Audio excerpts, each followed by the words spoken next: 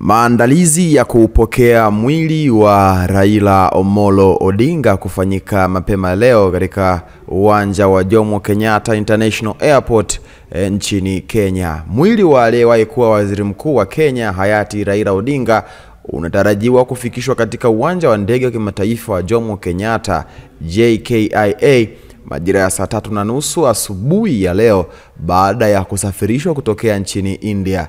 Tayari ndege ya abiria shirika la Kenya namba KQA 202 iliyobeba mwili huo imeshaingia katika anga la Kenya na muda wowote itatua katika uwanja huo. Mwili wa Odinga ukishafikishwa utapelekwa Lee Funeral Home kisha utaagwa na umma bungeni siku ya kesho Ijumaa Oktoba 17 mwaka 2025.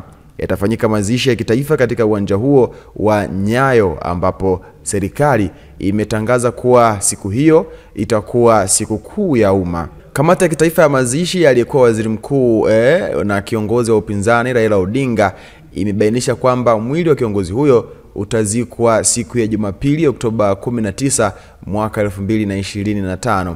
Kwa mujibu wa ratiba iliyochapishwa katika ukurasa wa Citizen Kenya, kamati hiyo inaongozwa na makamu wa rais Profesa Kithure Kindiki ambapo imebainisha kuwa maamuzi hayo ni kulingana na matakwa ya familia ya kiongozi huyo.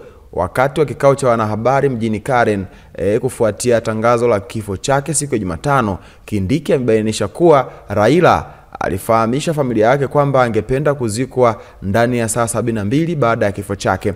Familia ilitufahamisha kuwa Raila alitaka azikwe haraka iwezekanavyo na wakabainisha kuwa muda wa kuzikwa kwake baada ya kifo ni saa 72, amesema Kindiki. Makamu wa rais amebainisha kwamba kwa mujibu wa tangazo la Rais William Ruto, Raila ataandaliwa mazishi ya kitaifa kwa heshima kamili kama afisa wa serikali. Apumzike kwa amani, tumuombe Raila Amolo Odinga.